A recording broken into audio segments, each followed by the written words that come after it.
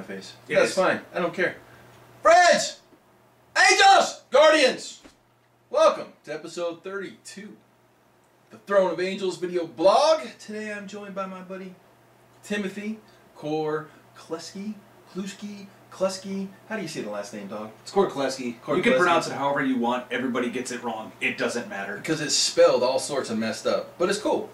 So Tim, I just moved him down to take a position at Cool Mini or Not from the great state of Wisconsin. Wisconsin, that's right. The home of cheese and beer. Cheese and beer. And the Packers. And the Packers. In the home of cheese and beer. Cheese and beer. Apparently, that's the important part. Apparently not a Packers fan. Don't tell his wife. Yeah. All right. For those of you who don't know, my name is Derek Osborne, otherwise known as the Angelic One here on the worldwide interwebs. I am here today to show you a world in miniature. Unless we're talking about my hammer. Then it's pretty effing big. Yeah, it's All just right. a big old hammer. I like the big old hammer. As usual, we have a list. We're going to talk about Tim really quick. So Tim is also a WGC producer. I should talk about that. I am now officially a WGC associate producer. So you probably noticed the new intro before this video. But Tim, also WGC producer. His channel is Fortress of Blades. There'll be a link somewhere down here, obviously. But you'll see a lot of us together because we're going to start doing a lot of work together in regards to producing content for you guys. Part of which will be coming up soon. So as usual, we'll go over some news. Right now, it is pre-GenCon, so there's not a lot of news out there. Or at least nothing that's like really kind of pinging my interest or grabbing my attention. Right, there are a couple of Kickstarters out there that look kind of interesting. I've been following them, but nothing that I'm really going to spike about. So I guess the news is it's pretty hush-hush right now. Shh. It's all secret.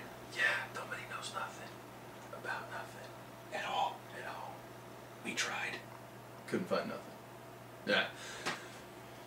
New Dark Age releases for you Core and Outcast players out there. A couple of models piece for you. Obviously, we've got the DRGY, the Dragiri for the Core, as well as the Grotesque. The Grotesque is a kit, so you'll be able to get a few different poses out of that one. Kind of cool. Looking forward to. Actually, I don't play Core, so I don't care. I know Tim does. But They're awesome. All of the sculpts for the core so far have been absolutely amazing. I can't wait to get my hands on them. yeah, well, the Slavers are filling things out with the Coffersman and the Warden as well. The Warden's a great sculpt, has this little slave attached to him. It's pretty cool. I'll probably pick up just a few of the slaves for a couple of extra projects. As far as what's going on here, today we are going to look at the update of Project Teknes. Got some more models done. And what we have left in regards to what's going on there. Behind that, we're going to replace Project Teknes with Project Garitzi or something else. Not quite sure yet, but we'll look at some Garitzi models today. Maybe kind of warm things up. We'll see. Project Wohan will continue next episode, so I'll do some work on Blazin as well as the ANG1E and get some updates going there. Project Modular Terrain, that's what we're going to be working on. You guys... That's the big one. That's the big one, yep. You guys spoke up. I didn't even see mention of Project Union. Everybody unanimously voted for Project Modular Terrain, so we're going to do a board. I have an entire notebook literally devoted for this project. It's a big notebook, so I probably won't use all of it. But we have started planning. We have started the process of creating test pieces. It's going to be a 4x6 2-foot by 2-foot modular board. So we're working out a way to make it completely and utterly modular so we can swap pieces around. However, there's a surprise and a kicker in there that I'm not going to talk about right now, but I've got some really, really cool things planned that I think you're going to excite some people. What do you think? Oh yeah, they'll be excited. Yeah, Better be. yeah, we're coming to your house. No, I'm kidding. We will find you. We will find you. GenCon 2016? Probably 2016? Yeah. 17 maybe. So you got plenty of time. Don't worry. Feel free to feel safe. Build your bunkers now. Now. Exactly. All right. Obviously, we're gathering parts and products. So part of the modular project, basically, we're going to build tiles and make it usable for multiple gaming systems, right? So that's one of the things that we've been talking about, well, that we've been planning. How we are going to set it out for use for multiple gaming systems, right? So obviously our primary two systems that both Tim and I play right now, Dark Age and Wrath of Kings. Tim does play some Infinity. I'm not a fan because of some of the rules, and I think the models are gorgeous, but I've tried the game multiple times and it just has not grabbed my attention. You know, possibly Wild West Exodus maybe down the line, maybe something for Mercs, or you know, if you guys have suggestions on games that we should check out. Now bear in mind, I'm not a Malifaux fan. I don't like the card mechanics, so I just have not been able to get behind playing that one. So that's not going to happen. But if you have suggestions for other games that you really enjoy, you know, I've been looking at Bushido and a couple of other things. Always open to suggestions. If you guys are playing something that you really enjoy, let me know. I know, you know, it's a skirmish blog, but I am building a Warhammer Fantasy army, so you know, it'll definitely kind of have a. I'll be able to use it for that. But also, like I said, we've been gathering parts and products. Different stuff from different companies. I've got my Kickstarter from Bug Hunt Corridors that I showed you. Yep. We've got some a lot of stuff with that. Yep, we've got some great new products from the Miniature Building Authority. They're actually sitting right here behind me. We'll take a look at those probably next episode. We've got some parts from like an old school graveyard that was donated by the boss man for the Garitzi section of the board. Because there will be some themed aspects that I'll be able to put on the table, right? So basically, not only is the table going to be modular, but all of the stuff that we add to the table will be modular as well, right? So it'll be basically a completely modular system to where I can rotate how it looks at any given time for any given game system, right? I mean, if I wanted to play 40K, I probably will have something that'll be very fitting for a 40K style game. If I want to play some War Machine or Hordes, you know, it'll definitely have for that too. Yeah.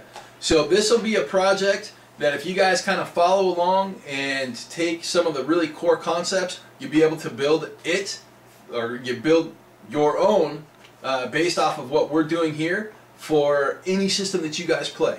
And that's kind of the purpose of the whole project. Obviously, we'll go through a little more of what we're gathering in regards to parts and products from the different companies. Some of that stuff I've already featured, right? Some of the Cyborg and Secret Weapon stuff we've already seen in past episodes. We've got a few other smaller terrain pieces coming as well. And then obviously we'll go through all the different steps of creation, right? We won't be putting it together here on my hobby desk. We'll be putting it together probably down in the basement in the hobby room. It's going to need a lot more room. Yeah, it will. It'll need a lot more space, right? It will definitely need a lot more workable area than just my desk. So we'll chronicle that real well for you guys as well. But that brings me to the end of the list. So it's time. It's time. Let's get it started. Woo! Project Teknes in all its glory. Alright, as you can see, I have a cage, I have a Zalek, got a Union boss, Union workers, Defender lineman controller, Defender lineman. So that's where I'm at right now with the current state of things. We'll take a look quickly at the cage and the lineman. Obviously I completed those since the last episode. We've already seen the Zalek and the Union workers and the boss. So we'll look at those up close right now. First up, Defender lineman. If you all recall, the last episode, these guys were basically whips, work in progress models, and now they're complete. The color scheme was set up really for kind of two different reasons. One, you know, a little homage to American linemen, the guys who are out, you know, running power lines and doing everything they can to keep power to the people, and also as a nice contrast to the green armor of my Union workers.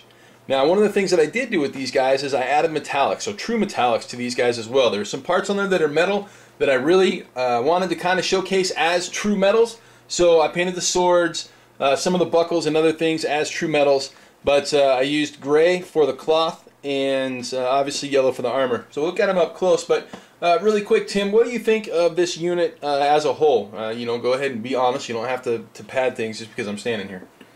No, I definitely like it. I like that you decided to, you know, definitely add in a lot of the different metallics. Me personally, I am not a fan of non-metallic metal on miniatures that you're going to be using on the table. So I think adding just a hint of the metal in there definitely helped it out a lot. Cool. Well, as I've said before, not a huge fan of non-metallic metals either, but there, in my opinion, is a time and place for it. So we'll look at a couple of these guys up close. This guy, obviously, being my favorite sculpt of the unit. We've got a little power generator action going on. Obviously, the neck there. There's one on his leg. There's one on his arm. So I did a little light blue. What I did there is I actually painted that white, did a couple of light blue washes, and then hit over again with a white. This is a production plastic model. So this is what a production plastic model looks like fully painted.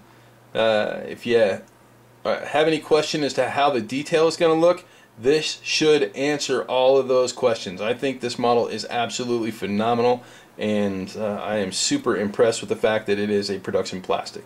What do you think, Tim? Yeah, they've been amazing. I have some of the production plastic at the house myself, and they're top notch. I mean, fit together nicely, barely any cleanup that really needs to be done. You know, you have an army ready to go in no time. So here's another one. This guy, his face cracks me. Give me some focus. Focus, focus. It doesn't want to focus. There we go. This guy's face cracks me up, right? He's got this smug expression on his face, which is, it makes me smile every time I look at him. I wanted to go with some real heavy shading on the shield, right? Some really good weathering. So we've got obviously a lot of the green, and it's the same green that I used in the Union workers' armor to kind of tie, obviously, the armor together, or the army together. But again, as you can see, right, I used true metallics on the sword, on the metal buckles, just the different parts that kind of hold things together.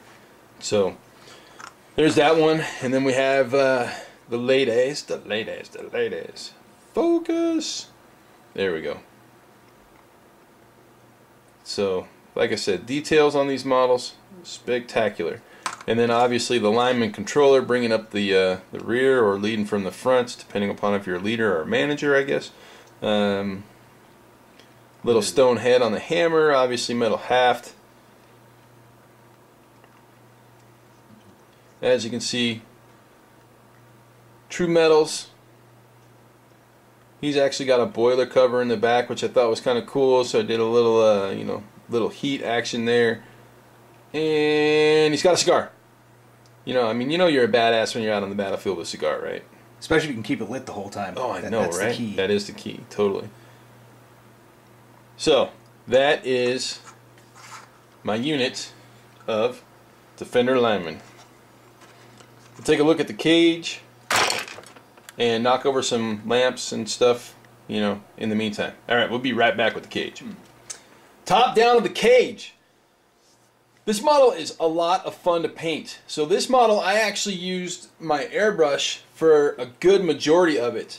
As you can see, it's very metallic, right? So everything on this model, for the most part, is metals. However, I used a number of, I kind of want to call it faux non-metallics for some of this stuff, right? So you can see the cage is actually piloted by a guy. If you look close enough, there's a dude in there underneath the mask, the hidden helm and whatnot. But so with this, basically the way that I started out this model, I primed it with the Badger style Ren's black primer, and then I gave it a base coat of the Army Painter, little Army Painter action. As you can see the glare, little plate mail metal, and then a quick highlight with this one here, the Army Painter Shining Silver. So these are fantastic colors. So that's basically how I did a quick the quick coat. Then I followed it up with the Minotaur plasma tin. I gave it basically a what they call a candy, or an overlay of a very translucent, almost a wash, right? So sprayed it with the Minotaur. Then I followed that up with another coat of the Army Painter Shining Silver. And then I hit the highlights, the final highlights. I actually used Model Air Silver from Vallejo. It's a very, very bright silver, and in my opinion, I think it really hits the edge highlights fantastically. Then I did a couple of washes before I started in on the gold parts. Washes were kind of a custom mix, basically between a number of different inks and washes through a number of different companies. I like to mix my colors to give things a little bit more depth, a little bit more realism. Following that, I actually started in with the same non-metallic gold color that I used on the Union Worker and the Zalek for obviously everything on here that is gold.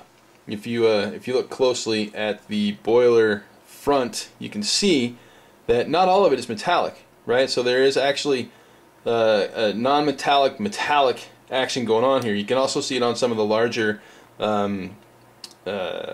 I don't even know what to call those things. Basically, giant gold cylinders sticking off of his main body. Stuff, exactly. Random things. You can see it in the hands, right? So, basically, I started off with the same non-metallic process. I went through the first 2 or 3 colors and then added true metallic gold to finish it out. I used the green, the non-metallic, or for the same exact green paint that I used for the Union Worker's armor, for obviously the wrap on the halberd, and then his pouches. So obviously tying him back into the army as a whole. But this guy, honestly, I didn't spend as much time as I was thinking I was going to, but I'm really, really pleased with the results. So on this one, what are your opinions, Tim? What do you think?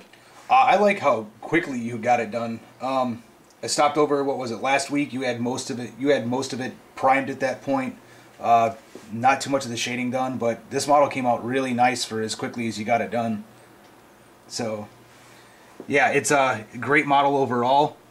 I do like the fact that you can see, if you look real closely at the helmet, you can see that there is a guy inside who's just got 2 little beady eyes peeking out underneath the helmet. It's actually pretty funny. And those were hard to paint. Trust me, it was not an easy thing to do. Obviously, this guy's on a 50, so he's the one rank 2 monster specialist that is not on an 80mm base. But we have, obviously, kind of my custom gear base is done. Again, more news on what's going on there in the future. But, yeah, that, for the most part, is my cage. And that's his halberd, because the halberd is just freaking awesome, right? I mean, it's just a killer weapon. Big old beast. One of the things that I do really like about this guy is he's got a clockwork pin in the back, right? You can just basically wind him up and let him go. Yeah. Alright, so that's the cage. Any final thoughts on Project Teknes, Tim? No, everything's coming out great. It's all tying together nicely. I like how each of the units is unique on its own, but it still ties all the color scheme together through the subtlety. So I'm enjoying it so far. Awesome. Thank you, sir. Thank you. That's the cage. Let's look at some Garitzi models right now. It's crystal ball time! Quick look into the future. So we're looking here obviously at a couple of units of Skorza skirmishers. These are obviously resin models. One of them is mildly converted into a different pose. He's, angry or something, I don't know. I may very well convert 1 or 2 others. However, through the Kickstarter updates, you guys should have seen the alternate poses available for these models, so I may not have to convert really anything. In fact, one of the alternate pose for this model that was produced, I actually did that conversion. So yay me! This obviously would be the start of Project Garitzi. I would also have, well, I do also have a fairly large number of war dancers to do as well. I also have one of these guys. What's up, Duke Anton? Man, is that sick or what? So you guys have seen this model through the update. This obviously is a resin master, and it's the one that's actually up on the update. By far one of my favorite models in the whole entire range. Yes, he's absolutely fantastic. I love this model. You guys have seen in the past a number of the other Skorza models, obviously the Alpha and Korad. That obviously would be where I would start, right? I'd start with the wolves, add the vampires to it, the Dancing Master, the, what's her name? Help me out here, Tim. Iron Eyes? I don't know too much about the Garitzi at the moment. No, the Herald of Blood, my friend. Oh, okay, yeah. That one. Yes, Iron Eyes? No. The Mercenary? The Mercenary, exactly.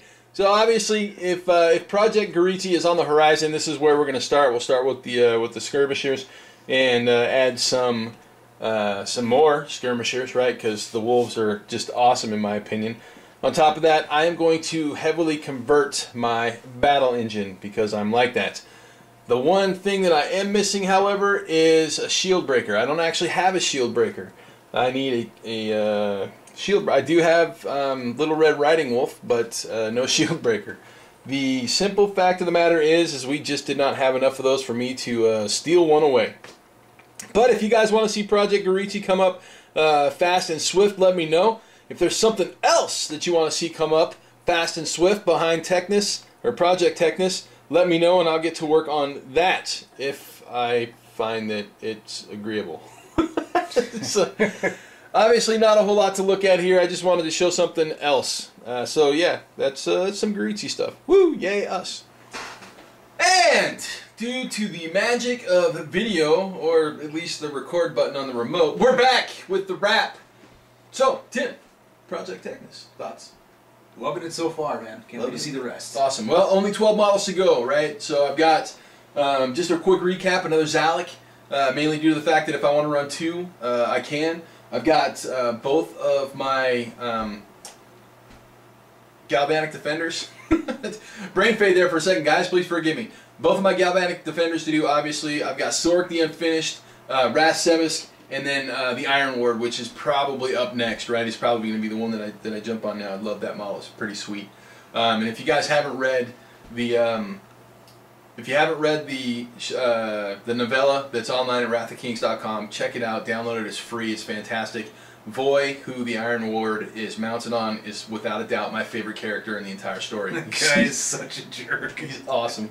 But the simple fact of the matter is we got the cage done. We finished the Defender lineman and the lineman controller. I've got one more unit of Union workers to do, the Union boss, and then, like I said, the 6 characters effectively. So we're at a total of 12 models, 13 models. I'm sorry, I wasn't counting the Union boss in there. So 13 models to get finished up.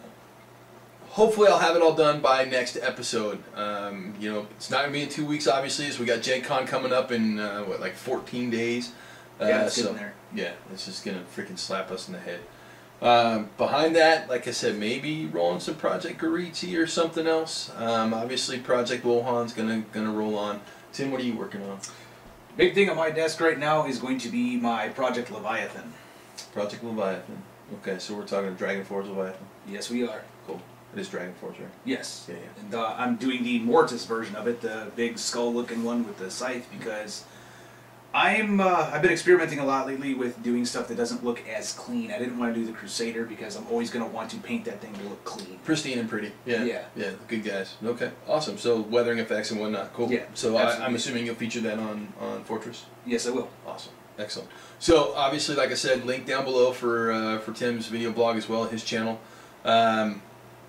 You know, outside of that, we got GenCon. If I can get away and take a look at some stuff, I'll have my camera with me, but like last year, my week is already full, so I may not be able to get any coverage, but I will try. I promise I will try to get some stuff up from GenCon. Obviously, it'll go up after the fact, so you guys will probably have already seen everything that I show, but we'll see what we can do.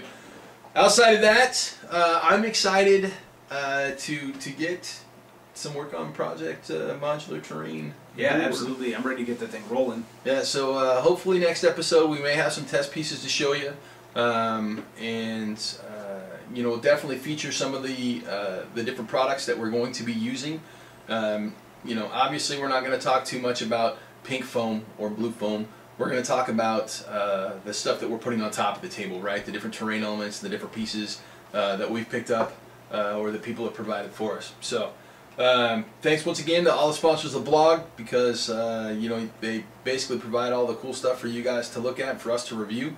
I think it's about time for a contest, so Tim and I will put our heads together and throw a contest together, maybe a painting contest, sure, or hey, maybe even a terrain contest, right? So if you guys have votes on what you guys want to do in a contest, obviously throw it in the comments below, and we'll figure that out. So I think that calls it, or that brings us to the end.